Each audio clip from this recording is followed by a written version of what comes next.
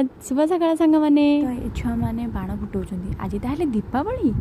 अरे दीपावली समस्त हार्दिक शुभेच्छा सब कामना सांग अरे आज एत बड़ दिन मुझे भिड बनैबी हेलो हेलो ये मो उपर बाण छाड़ी पलाऊँ मो सांग भाई भूमी मैंने दौड़ दौड़ फाटला फाटला अरे अरे तुम तो ये ना मुझे आज मु दौड़े आलो हेलो यहाँ किए लो मनीष रूपी राक्षस ना कौन सांग मैंने डरनी भैया पापा सिंधु